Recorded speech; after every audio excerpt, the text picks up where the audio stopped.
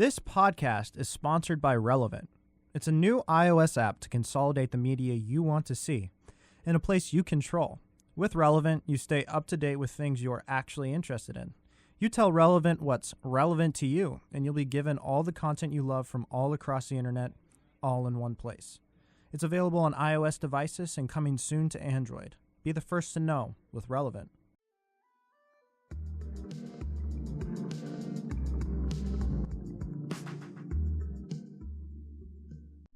What's up, everybody? It's the Poorly Edited Podcast live from the WXLV radio station at L-Tri-C, and we're broadcasting live on iHeartRadio and the like, and I'm here with all of your favorite hosts today. I'm Chandler Davis. Then going with your least favorite, my name is Coffee Guy. My name is Patrick Lilly.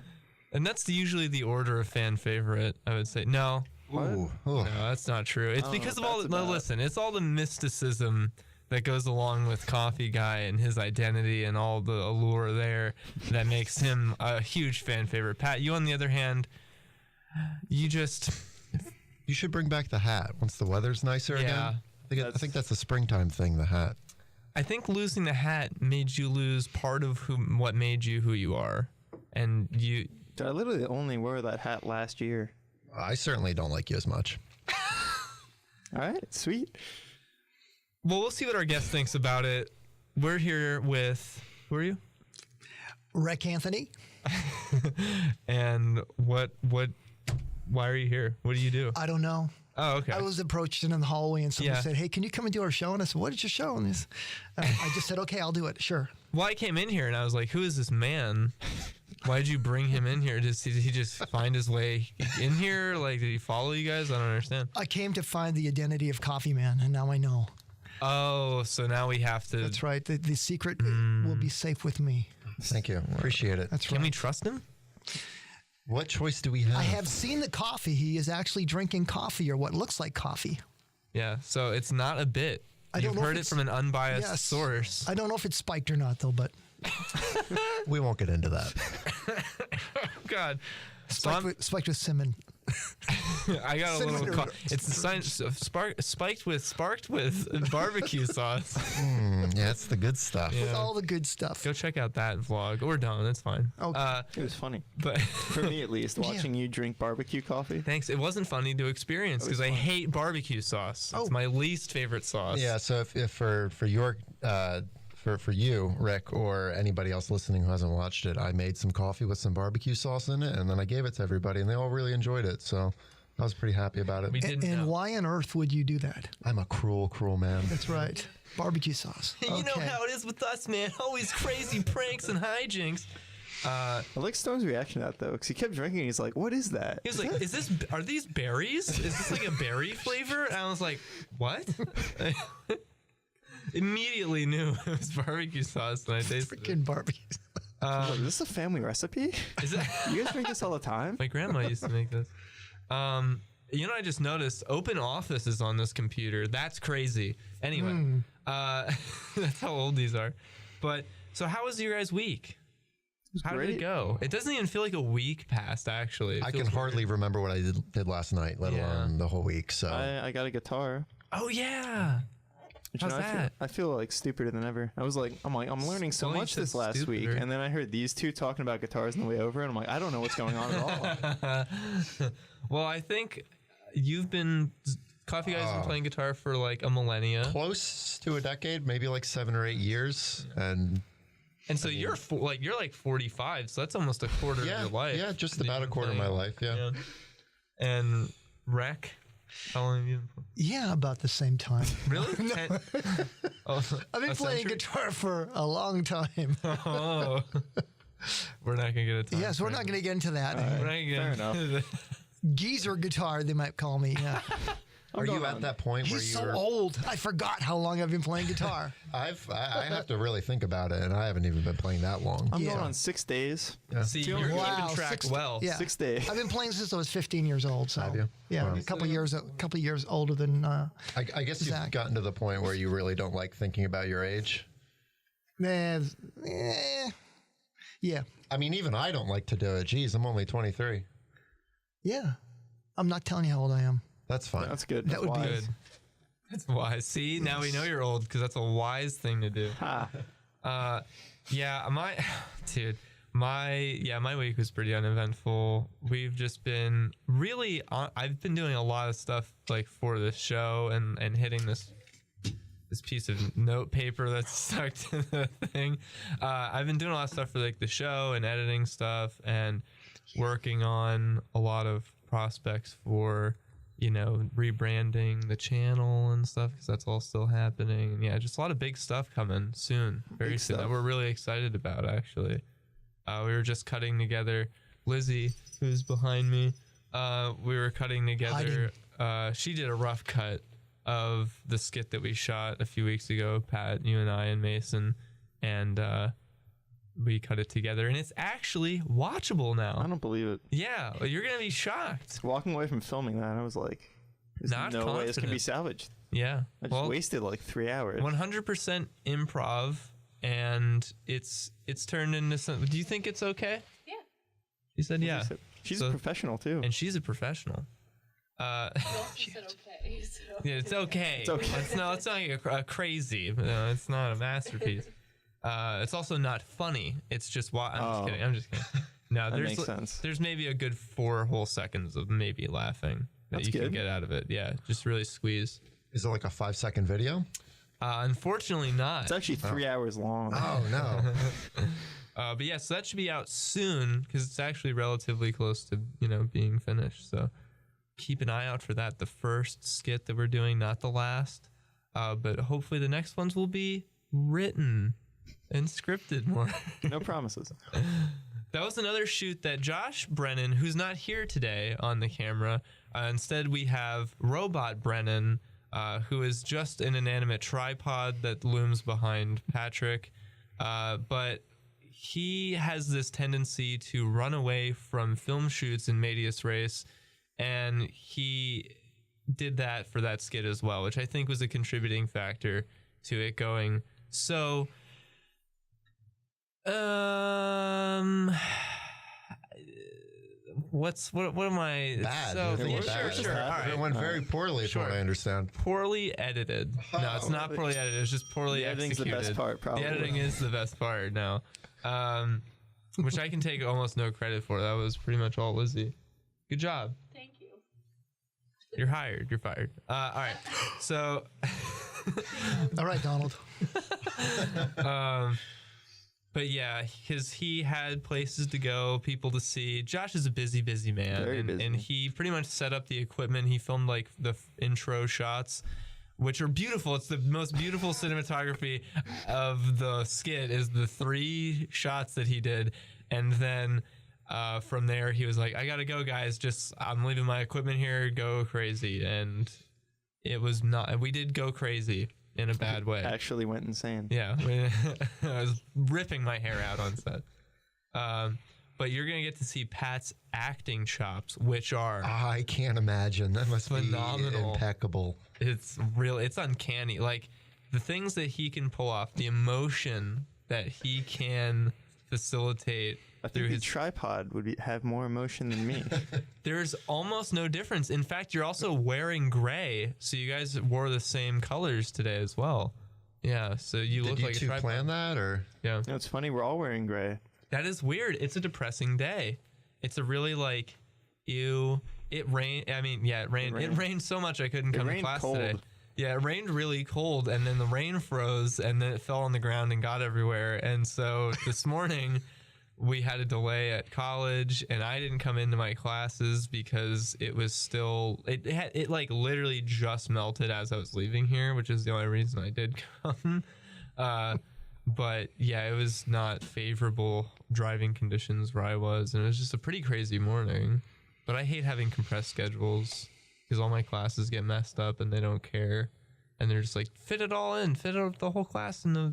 I'm just going to talk faster. Yeah. Keep up. Exactly. But I got my test postponed for bio, and that's what's really, that's what matters. That's what matters. Yeah. So everyone's up to speed. And that's the show. And I'm just kidding. Tune in next week for no reason. Thank you. So it was a great interview. I appreciate it. It was great having you. I can go now. Yeah.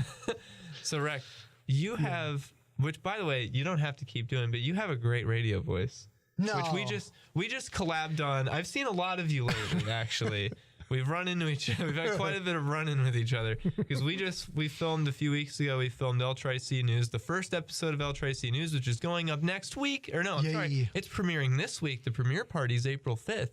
So anyone wants to come out to that, yeah, just got the email this morning. So anyone wants to come out to that, hit us up. But we filmed that. I was an anchor. You were an anchor. It went great. It went swell. It went great, yeah. And Chandler had a great voice too. Oh, it sounded thank you so really much. Good. Yeah. But Josh is stealing the next one from you. Yeah, he is. Josh is taking my place as anchor. Unless you want to do it. He was like, "Can you be on camera? Like, can you work one of the cameras?" And I was like, "Yeah, sure, I'll do that." I was just like, "Oh, I can do. I'm a man of many hats. If I got to record." Yeah, sure, dude. I want to see Josh in the hot seat. What if he's like slowly trying to make you president of Film Club? He's just trying to get out of it. No problem. Funny. Like, hey Chandler, can you do this for me next week? I got something to do. Hey man, he's holding elections. That's soon. what the Bible was for. He was praying for someone to be nominated for. The Bible that, by the way, is still sitting in the studio a week later. No idea whose it is. Psalms and Proverbs. And a quarter. There was a quarter inside the Bible that just fell out. That's a tithing, or it's in case somebody is like a sinner. And the quarter's gone, you get punished. Pat, it's yours now. Wasn't there last week? No, it wasn't. Oh my God, the Tooth Fairy. Oh no, it's April. Someone's become aware of the Bible. I know. And then put a coin in. The Easter Bunny was here. That's a good point. The Easter Bunny was Put a quarter in the Bible. Wow. That's the new thing. Instead of hiding the eggs, he just puts quarters in Bibles. The true meaning of Easter, the Bible, not the bunny. The next church service is just really loud when they all have to pull the Bibles out because all the change falls on the floor. Yeah. Oh goodness. What was I just? Oh yeah, Josh trying to. So funny story. I actually at the start of the semester I was planning on running against Josh for president of Film Club. But he never. I was like, yeah. So when are you having elections? And he's like, I don't think. I mean, no one's really moving on. So I guess we're just gonna all stay in the same roles. And I was like, you win this time, Josh. You dodged that bullet. You know what? If you have time for that. No, not at all. It would have been a complete train wreck. I would have hated that. Yeah, we just would have watched like Pulp Fiction and Citizen Kane over and over again every meeting. Just want to split them together. I think you'll really enjoy it. And I just would be like, now look at this shot, and then that's like it. That's like all the input I would lend to like learning. Looking at your phone, like, wow, look at that shot, guys. All right, now we're gonna all take selfies. Everybody gather around for 20 minutes. Yeah, no, but it was really good. And then we have a class. We have sound production together, or whatever that class is called. I don't care. Yep. Shout out to Tice. And we just did a project in there too. Yeah. Which is really funny, and I have no idea. I want to see. Hilarious. I was actually considering. We did like a little humor skit together, and is it funnier than total audio? Yeah, of course. And it's hilarious. It's very funny. Which was weird because we were here in the studio actually, and not this one, the one for like bands over there. And yes, can you guys all see where I'm pointing that are listening? Here at WXLV. But we recorded the skit, but we recorded it in front of our whole like our other classmates. Yeah, we were special. Was a weird. Yeah. It was a weird environment because we were just kind of standing in the middle of the room, and everybody was just sitting there watching us. Do the bit. And it was just like, and we had the AKG 414. Yeah, great mic, and it has a bidirectional pickup pattern. So we were essentially like, it was one mic, and we were standing in front of each other, facing each other, and talking into both sides of the mic at each other.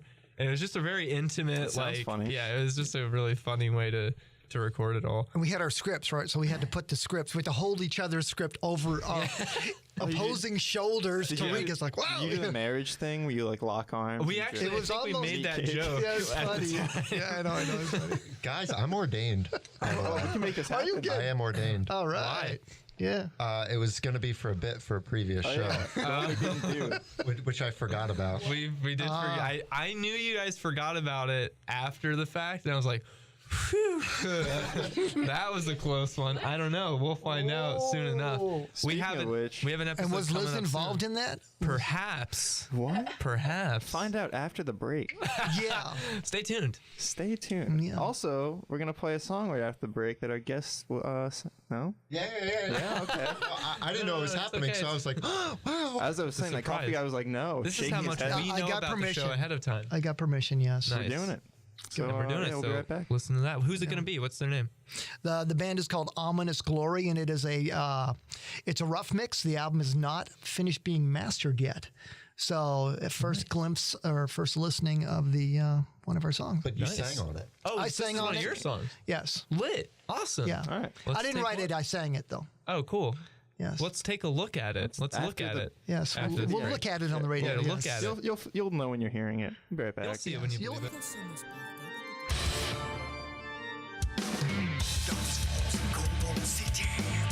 Sleep closing in on me, but something now seems so different. Down the streets I've never seen. Wandering through endless corridors, with all sure and never. There was girls with black flame lanterns, living down this haunting place, screaming without a voice, walking without a choice, into the throne room where all lights were lit, paralyzed as my soul bends. Look at this in my future. Look ahead to the future.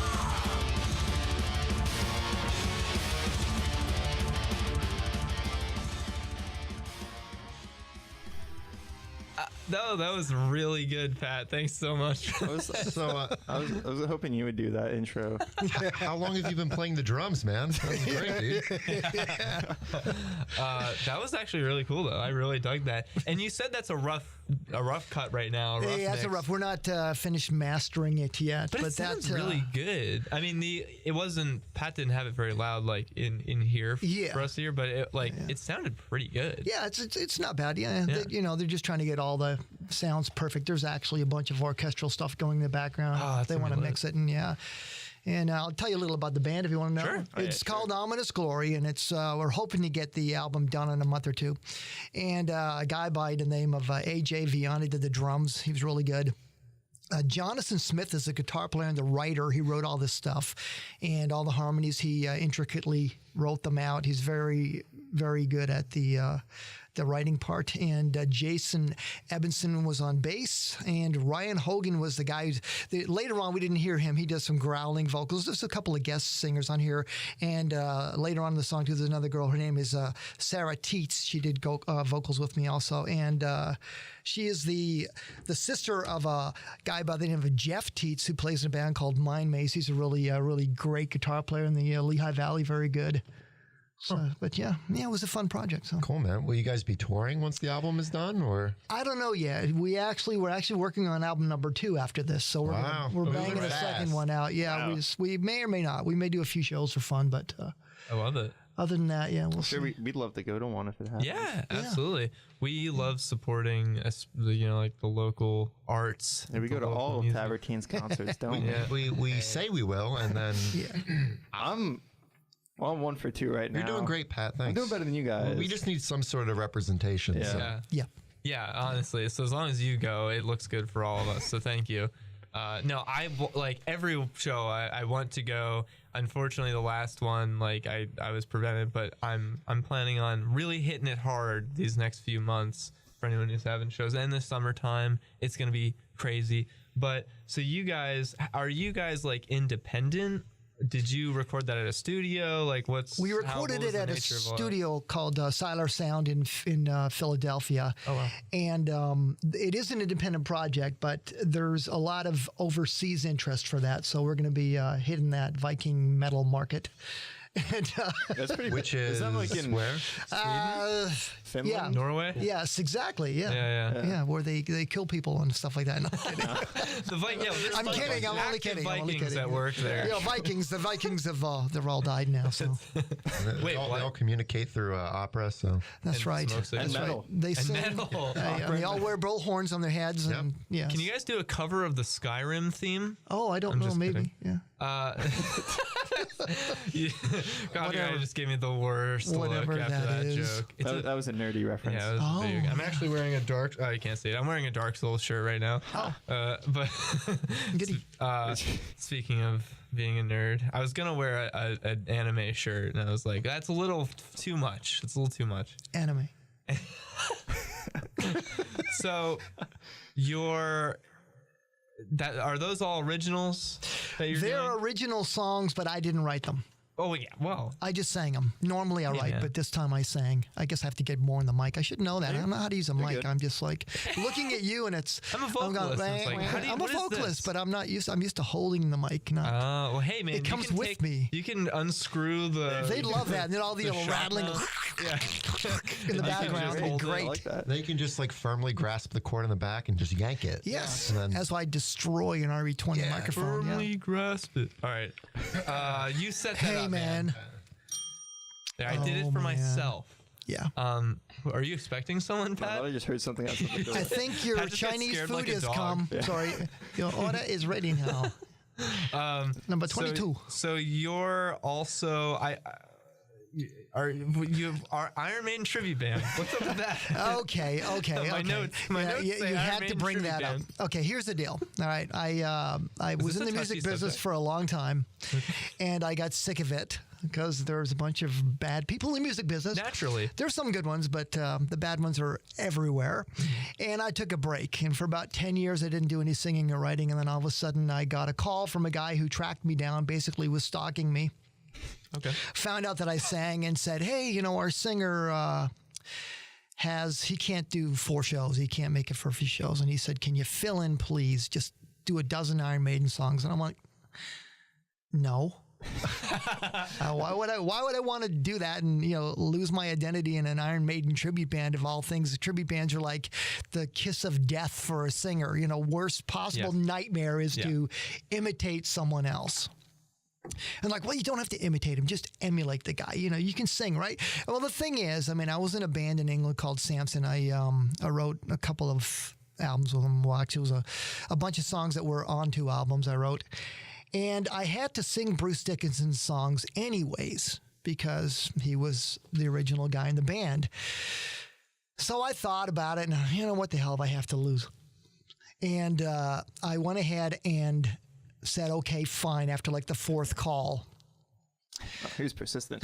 Yeah, he was very persistent, like almost begging, please, please, please do it. So, and the band's called Sanctuary. It's an Iron Maiden tribute band out of New York State. So they said, okay, let's have a couple of rehearsals. And we did 1 rehearsal, actually, only 1.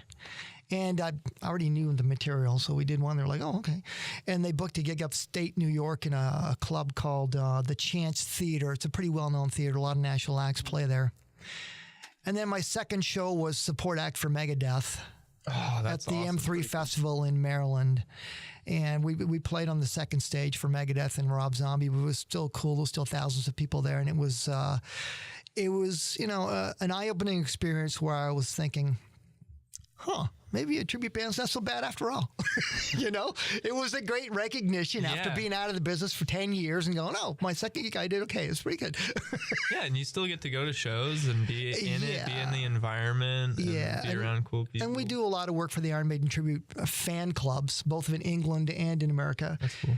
And meet a lot of really cool people and have a lot of fun. And it keeps my vocal chops warm and up. It's hard when you're a performance singer to have something challenging, particularly when you don't get a chance to do a lot of original music. And it's sad that this country doesn't really promote original bands as much as they should. They should be. And unfortunately, even the cover scene clubs have gone downhill to the point they don't pay as much as they used to, and they don't really. It's all about getting bands in for free. So yeah, it was something or good. You have to pay the venue to play. Oh the yeah, show. and I don't. Those guys are what I call scumbags, and I don't ever. I will not pay a venue to no. Yeah. But yeah, I mean, so we play for fun. It's like a rehearsal, and literally I've been with the band now for 6 years. Wow. And we've only had 2 rehearsals. Wow. That's it. So you guys know your stuff. You're not messing around. Well, my philosophy is, I see all these bands on these internet lists, and they say, must be dedicated, must a minimum 2 to 3 nights a week practice, or you're not a professional. I go, well, you know what? If I'm going to do cover songs, I'm going to listen to the album. Right. Yeah. And I'm going to rehearse to the album, which is absolutely perfect. And I don't need to blow my voice in a rehearsal studio with a band that's, 5,000 decibels blowing my ears out and wrecking my voice. So doing covers. I doing covers. I can do it at home in the privacy of my own studio, quiet volume, and I can just sing my stuff out, and it's great. And I just show up and do my gig. So you've been doing music for a while. What did you do when you were in the industry? However, I do want to circle back to the cover scene and the local Circle scene the wagons. later. Okay. But before we get to there, okay, what did you have going on before you went on hiatus and all that? Well, I started out in a Canadian metal band. I was one of the first heavy metal bands in Canada, and the band was called Breaker, which is funny how things come full circle. I'd signed a record deal with a record company in Greece a couple of months ago, and we're actually having an album released again worldwide, and it's actually in the process now. They're doing the artwork for it and stuff, and it's going to be a reissue. And it's funny because during the time when we had this band going, this was done in Canada, where they did not support original metal music. And we had a heck of a job getting label interest. We ended up doing it independently, and we sold some records and had a massive fan base. And didn't make any money, though. We made really, really good money playing clubs back then. They paid a fortune. But as far as records going, we sold our records, and then we didn't make any more because we weren't getting record label interest. And, many years later, now there's such an interest in that album. It's considered one of the most sought after Canadian original metal bands out there. So we've been getting hammered by labels for years now. And finally, and it's funny because the band members, we broke up. We didn't talk to each other for a long time.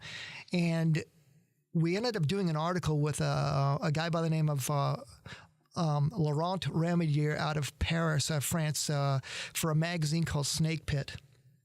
And he actually did a 9-page article on me and the stuff that I've done in my life.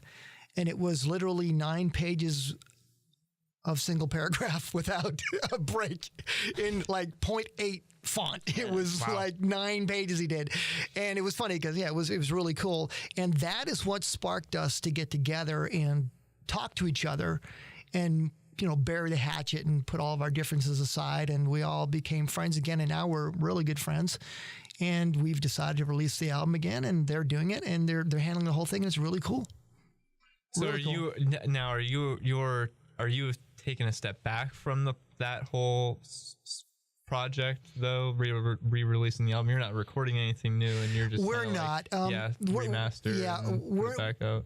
Yeah, we're not, because a couple of the guys in the band are older now, and they've given up the musical part. And it wouldn't be conducive. We talked about it, and I actually was playing around with the idea of trying to just re-record the vocals, but the studio that had our master tapes got destroyed. Wow. And our tapes are lost. Yeah, I don't know the story. All I know is it's no longer there. It's been torn down, and the tapes that were in that library are gone unless somebody has them. But you'd think they'd give you more information than they're just gone. We searched everywhere, high and low, for years, and we can't find them anywhere. So all we had was an old EP. Well, it was a brand new one, actually, but several years old. Old now. Decades old. And so we ended up using that, or the label in Greece used that to press a new master pressing disc from. They can do it because now with digital audio, they can remove all the noise and hiss from a record, and it sounds pristine. It actually sounds better than the original. So, but it's good. It's going to have a video with it. It's going to have a couple of original videos we did, and it's going to be sold with a T-shirt and a bunch of other little goodies. So a package, it'll be neat. Yeah. So you're Canadian. I am. I actually have 3 citizenships. I was born in England. So I have a British citizenship. I lived in Canada as a kid, so I'm a Canadian citizen, and I also am an American citizen. Wait, you're an American citizen? I'm an American citizen. I have 3 I consider myself an American, though, a true patriot, but I do have 3 citizenships. So you don't consider yourself Canadian, even though you lived there like in your childhood and stuff. When did you move to America? Music. I actually came here because a musician, this guy used to play with Rick Derringer band, a guitar player named Mark Cunningham, had contacted me to come to New York to do an album, and we were supposed to be signing a deal with Atlantic Records, and this was during the time when the band called Badlands was around. Okay. Yeah, and which was cool. I got to actually go in the studio with Ray Gillen from Badlands and hang out for a bit, which was nice. But record company Red Tape shelved our project, and it was a shame. But yeah, we wrote a couple of albums with the material. But that's what got me here. Yeah. So, or got me to New York City. So you had no intention of being like, I want to move to America, and it was just a happenstance of where your career was progressing. Well, no, I always had a little fantasy of moving to New York City. Oh, really? Yeah. So that was like awesome. It was cool. But, it's funny, growing up in Canada, having an impression of what New York City was, I had no clue. And, it's funny, the stories about New York and things. Yeah. I actually took a train to New York City the first time. And I took this train all night long. And I remember getting in at 10 o'clock into Grand Central Station. And as I arrived at the station, I literally had my bag in hand, walked out of Grand Central Station, went to hail a cab. The cab driver opens up the trunk, and as I put my suitcase in the back of a trunk, a guy runs up with a stick, shoves it in the trunk to stop it from closing, grabs my bag, and starts running down the street. The cab driver gets out of the car, chases the guy, punches him, grabs my bag, throws it in the car, and goes, "Welcome to New York City." And I was like, you gotta be freaking kidding me. I was robbed 5 seconds after walking in the streets of New York. Was that part of the dream? Did it all? That was not the dream. The dream was, hey, Paul Stanley, how's it going? Meeting every corner. Yeah, which actually did come true. I met Paul Stanley many times to hang out with him. It was real cool. What? Yeah, and it was funny because he was all over the place in New York City at the time. And I actually had the opportunity, this New York band that got me here, we were doing some recording in Los Angeles, and we were fortunate enough to be rehearsing next door to Paul Stanley when he had his original his solo project. Wow. So yeah, and it was funny because Eric Singer, who is now the drummer in Kiss, was playing in Paul's band. And I got to meet him, and it was funny because Paul Stanley's he's standing on stage, and we're on a couch in front, and he's really good at flicking guitar picks. And he would take a stack of guitar picks, and he could literally fling them and like 50 feet and hit you right in the head with it, And he's laughing, and everybody's like, ping, ping, ping, ping, ping, freaking guitar picks everywhere. And that was fun. So was Kiss a really big influence for you? As a kid, it was up? a really big influence. Yeah. Imagine growing up in Canada with very limited radio and hearing my first, Kiss record from friends going, "Hey, don't listen to the radio," and, all these Canadian freaking Bob Denver stuff and whatever. And, BTO was good and April Wine was good, but Hotter Than Hell was a great album. So, yeah, that was my first time hearing that, and then it moved to Black Sabbath and other things. The gateway. And take a break real quick. I'm sorry. Pat, what's your problem? Sorry to ruin everything. What, am I talking too much? Damn. Enough talking on the podcast. We're done with it. We'll be right back. And we're back. That was the rowdiest. That was the rowdiest ad break we've ever had. Pat just had to yell at us to get us to stop talking. It was like 10, I'm like, "Hey guys, 20 seconds," and then you started talking about stuff. Lizzie brought up she opened up a whole new dialogue right before. The show goes on when the radio is off. But come to the after party. No, I'm just kidding. Yeah. We don't have those anymore. What, Pat? So I didn't restart the video. Is that all right? Do it now. All right. Do it live. The poorly edited I'll write it. Do it podcast. Live. Who You're cares? catching on fast, man. Yeah, Seeing the trend. after party show. All right. I resolved the issue. Good. Oh, So we were talking about, what was the last thing I said? What was the last thing we were Kiss. talking about? I don't know, man. I believe We it were was talking Kiss. about Kiss. we were and talking about all sorts of stuff. Why yeah, did yeah. you? Can I just ask really quick? Why were you born in England? Like, what were your parents doing? Why was I that they were born all in over the England? place? Let's Let's not get see. into the details. Well, Yeah, just let's not- bloke let's met not me go mother, too and deep. no, Yeah, my mother and father were from there. That's how I was born. So are they like English? Yes, they are. They speak English with a Really? British accent. Yes, I do. But you don't have any of that. I don't, but I put it on. I can do it. You In can put it fact, on? I just did a little Shakespeare thing in my English literature class the other day where I had to do some Hamlet. And I actually did it with a British accent. Can you do the rest of the show with a British accent? Please don't. Probably. So Might get laughed at, though. So. I thought that you'd sound more Canadian Eh? than is that because How's it going, eh? that's where you grow up? Because Toronto. No, see, it's funny because when I first came to New York, I did sound too Canadian. Oh, and people were like, And I "Whoa, learned dude." very quickly to replace A with or yo. And I learned after living in New York City for 12 years, around New Yorkers who have a very thick accent, I learned to get rid of the Canadian accent for good and for the better. So you can't turn that one on. I can't. I could turn it on, but I wouldn't.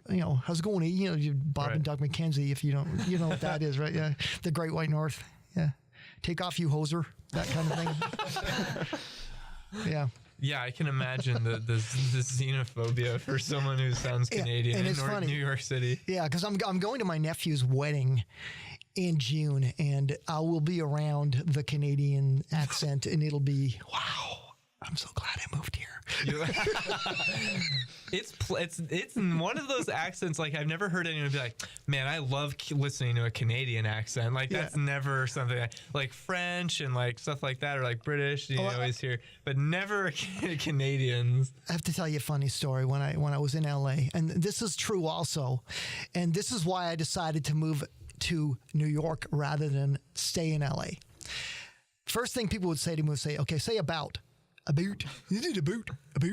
And then they'd say, hey, I heard this story that in Canada, the only way you can travel, and this is true, is when the ice freezes over. And then if you don't get out before the end of winter, you're stuck. You can't get out till the bridge forms again. I'm like, what are you, freaking nuts? You really think Canadians are all Eskimos? And it was like, this was the LA mentality at the time. And I was like, you've got to be kidding me.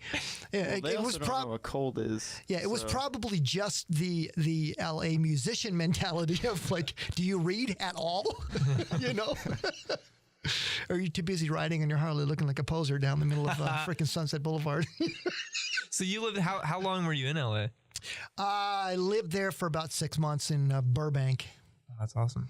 Yeah, it was really weird because Monday through Saturday, I'd look out the end of my road and all I saw was gray. And then on Sunday, there'd be a whole town there. Because the smog would literally go away on Saturday night, and then Monday morning, boom, it's back again. And you're like, wow, this is really weird. Once a week, you get to see your town. Is that, It was that bad. do you think that's because of the commute? It's because it's a valley, and the smog and the ozone just lay in there, and it was just Marinites the city.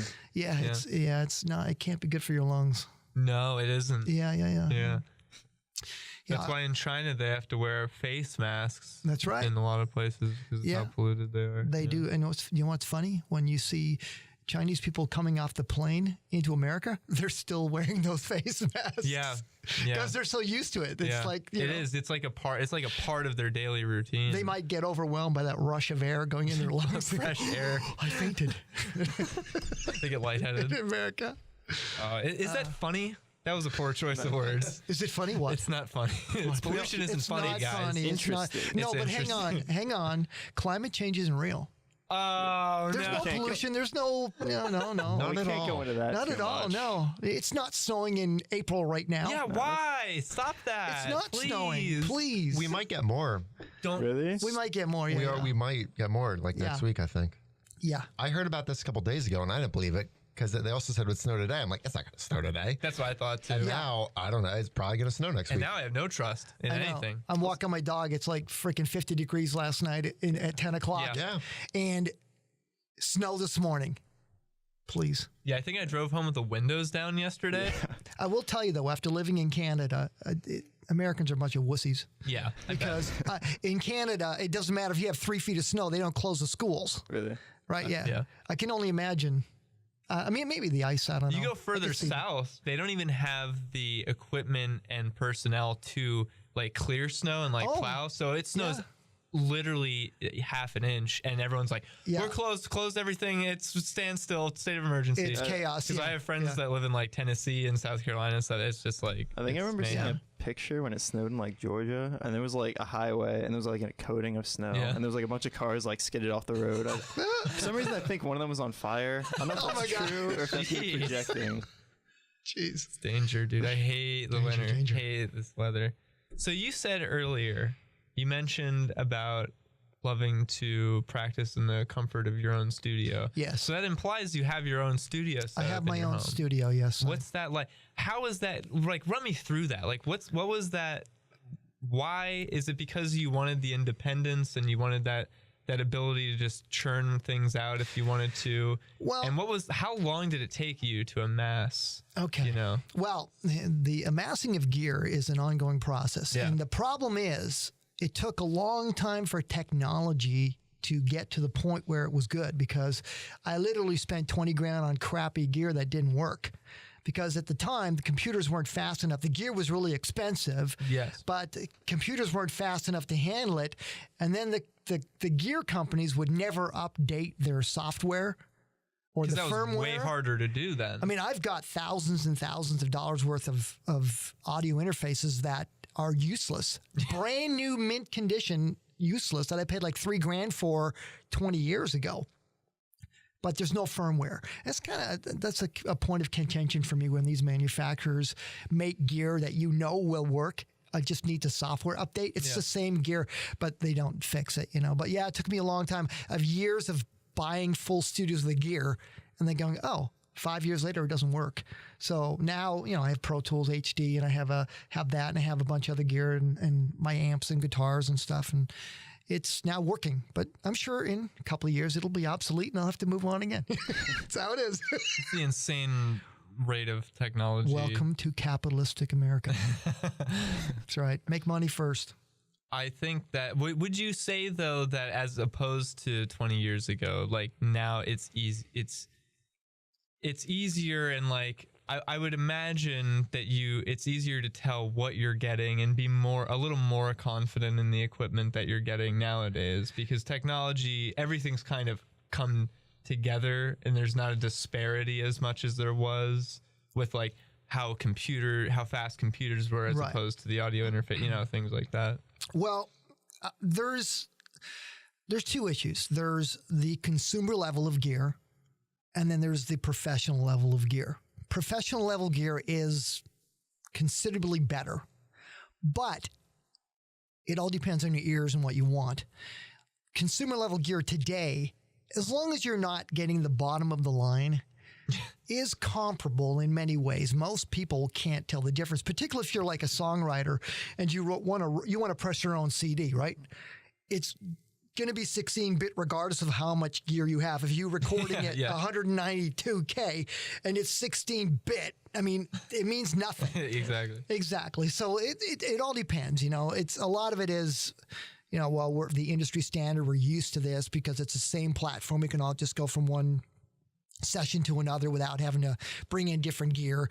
That's a lot of it. But for the average home musician, you can buy a really decent set of gear for fairly inexpensive and write some great stuff.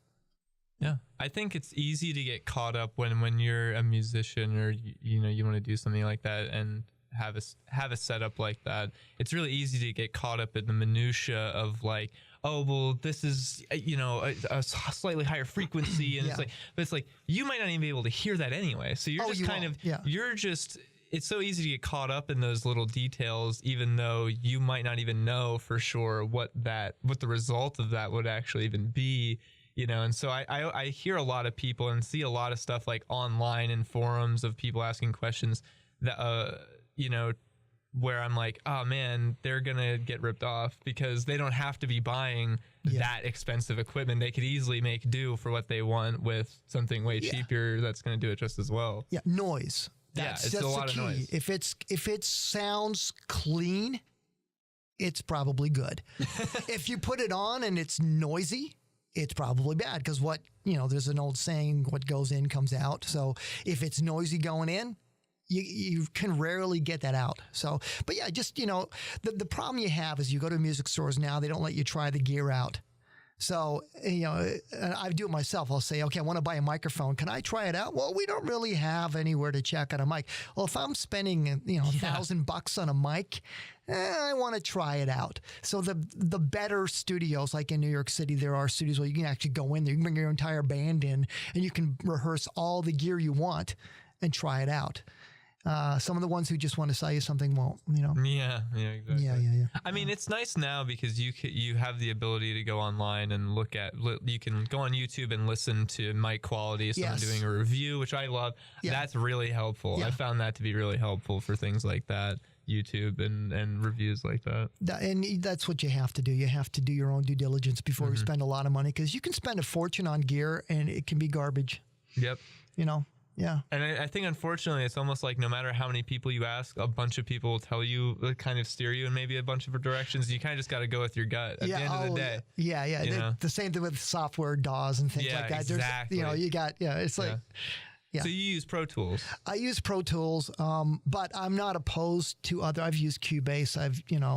I'm not opposed to other DAWs. It's just something that I'm used to, and all my friends that I work with have the same things. But if somebody had Logic or Cubase or something else, I would not be opposed to using it if I had to.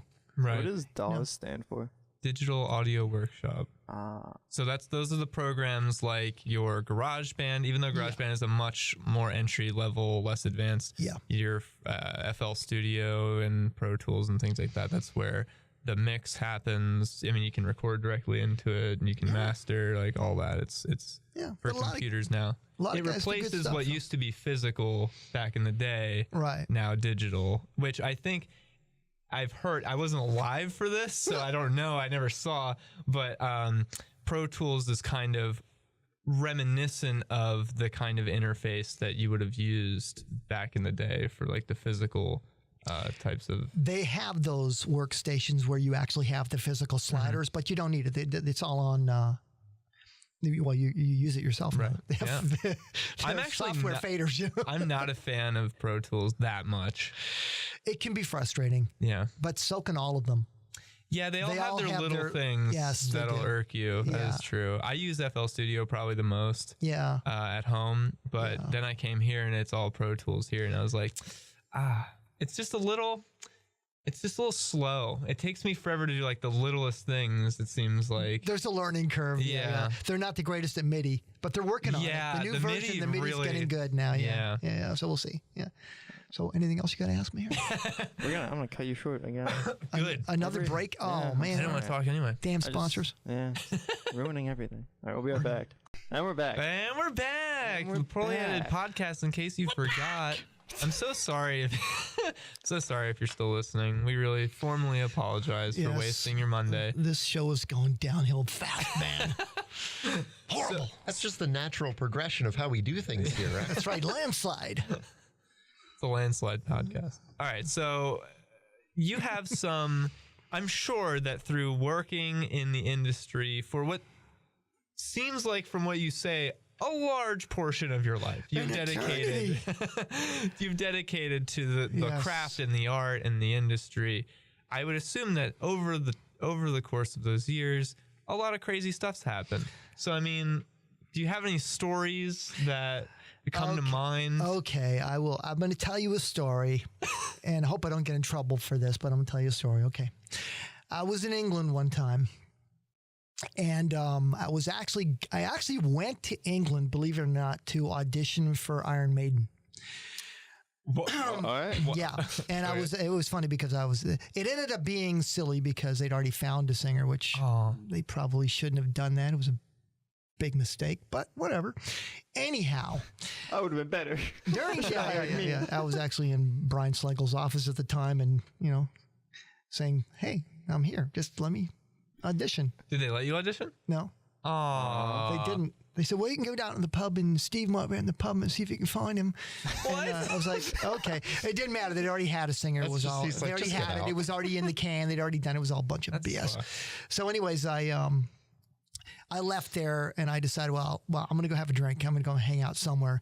And all of a sudden I see this crowd of people and photographers and cars. And there's this kind of just like a brick building in the middle of nowhere downtown down in London. And I noticed Sigourney Weaver standing there. So I just walked right up to her and what? and kind of blended in with the people she was walking in with and walked right into this building. Just for your quick reference, Chandler can't believe this because he can hardly tell the lunch lady not to put barbecue sauce on his meal, let alone approach Sigourney Weaver. I know. Well, I did. And it's funny because this was during the Aliens thing when she was doing the movies. And they had this thing in London called Alien Wars. And it was like a little theme park where you go in and they have a set built up that looks like the alien spaceship. And you go in and this was the opening. So we got to do the tour of it with Sigourney Weaver to see before they put it out in the public. And so they had the animal, like the guy dressed up as the alien creature in there and all this steam blasting and stuff. And you got scared in the thing. So I got to do that and hang out. And then I got to hang out with Sigourney Weaver and her crew afterwards and have snacks and champagne. And it was... what? Did they ever stop and like, why is this guy walking around with us? No, I just fit right in. And that's funny. My first party ever crashed, and it was a really fun one. It was cool. So That if you're gonna crash a party, it's hard to go up from there. yeah, like, I know, it was you set great. the bar high. It was great. And get to see being in the Alien set was great. It's like Yeah. a podcast. It's all downhill. Yeah, I know. It was great. Yeah, That's yeah. honestly, But that's an absolutely true story. Yeah. Sure. I'm a huge fan of Alien. Like, Yeah. so especially the first one and Aliens as well. Like those movies are very near and dear. And I just saw Covenant in theaters like as soon as it came out, and I love Prometheus, so that's like super awesome. I saw Prometheus. That was kind of weird. That one. That one is a prequel, and it's really fan service. I would say. Okay. Yeah. Because there's a lot of like lore. Yeah. That from the original Alien films that a lot of fans were like, oh, I wonder, like, what's this and that mean, blah. Yeah. And so I feel like Ridley Scott just came on to that one and to kind of flesh out something that's a little more based in that universe that he set up. And it becomes a little less about the alien, though, which is kind of what made those films good in the first place. It kind of gets lost a bit in that. Yeah. Yeah, the title character. Yeah. Well, that's why it's not the title of that movie. Yeah, because I think the alien, an actual alien, is only on screen for half a second after the credits. So, but yeah, not Alien Covenant though. Not great. No. Oh, Even though I loved Prometheus for what it was, and I love all the Alien films, but Alien Covenant really disappointed me because Prometheus set up a lot of cool stuff, and it felt like, I don't know what happened. They just kind of like said whatever and just didn't capitalize on anything they set up. And it was weird. It was kind of like a Last Jedi thing. And Pat, you said I can't bring up Last Jedi, but I did. So you lose. No, what? You said I can't bring it up today. No, that's not what I said. I did it. No, it is what you said. That's you not. said, can you please not talk about Last Jedi? Zach? I don't want an Zach explanation. You're going to title. ruin the bit. You're Zach going to liked ruin the bit. All right. fine. Anyway, That's do you have all it? I'm cutting your mic. Storm. So you toured? Did you tour a lot when you were in bands and things like that? I toured a lot. Yes. A lot? A lot. Now, was that with the same band or a many bunch? bands? Yes, many bands. Do you have any tour stories? Any stories from the road? How many bands have you been in? Yeah, I've been trying to keep count. I have 4 so far. Probably closer to 7. Okay. Wow. All I'm right. not going to list them though because I don't want to. That's fair. Tour stories. Oh my God. One of them is like Metallica. Yeah, I know. We just don't know. There's so many, and it wasn't Metallica, Megadeth. There's so many of them, though. But it's something. It's like the old saying: "What happens in Vegas stays in Vegas." Yeah, for sure. Yeah. What happens on the road stays on the road. We'll just go on tour. We'll do the podcast from the road, and you can tell us everything. dude. I know. Coast to coast. I do have a funny story though. That this goes back to LA on the rehearsal thing. While I was next door to in rehearsal with Paul Stanley next door to that was the audition for Janie Lane from what's that band? Oh, now I'm drawing a blank. I don't know who that is. Oh, okay. I mean, let's Doesn't use matter. Google. Doesn't matter. We'll Google it later. I forgot. Yeah. Anyhow, on it. that was funny. I forgot the name of the band I was talking about. My Sweet Cherry Pie, that band. Oh, Yeah. I don't know the name of the band. Yeah, whatever. Warrant? Warrant. That's it. Warrant. Yes. Sorry. Thanks, Memory. I had a mind Nailed it. blank. Whatever. Yes. Yes. Warrant. I saw the audition for Janie Lane for Warrant. Wow. Wow. Yeah. Been everywhere. Did they do well? I probably shouldn't say. He got the gig, but But in your at opinion, the time we're like, wow, thank God for sound engineering. Holy crap. We're all standing out going, you gotta be kidding me. Oh, well, thank you, Chris Andrews. He just said I'm not allowed to say that. No, he just yelled warrant. Warrant, we got it. Chris there a listening delay? in Is on that there. Warrant. I don't know. he was probably sitting there like listening to that pause. He's like, oh, it's Warren. Okay, look, it's Warren. God. That's hilarious. Yeah. We're like 20. I'm sorry. So was I. 20 years gotta- older. No.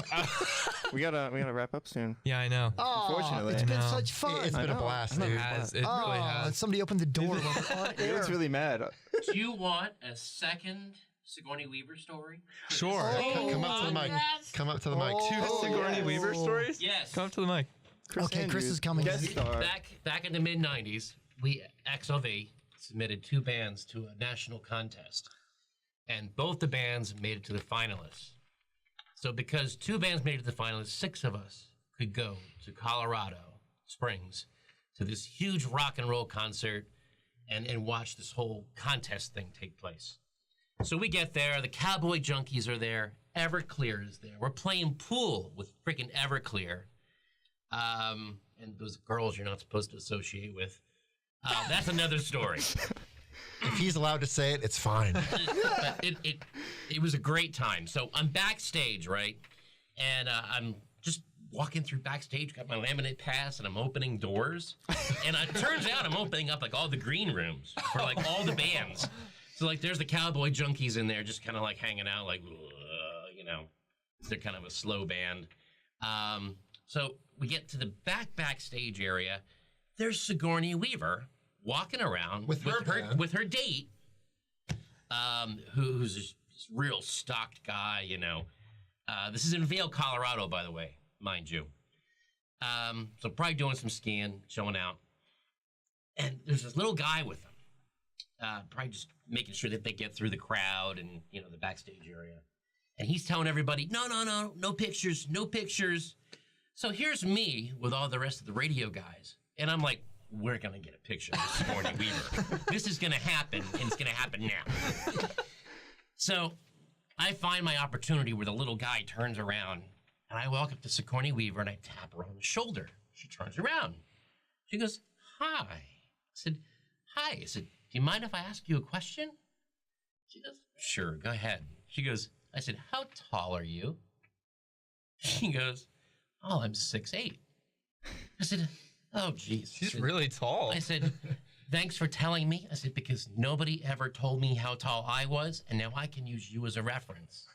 She started rolling, and I said, can we get a picture with you? She said, oh, yeah, sure. I said, well, it's me and them. No problem.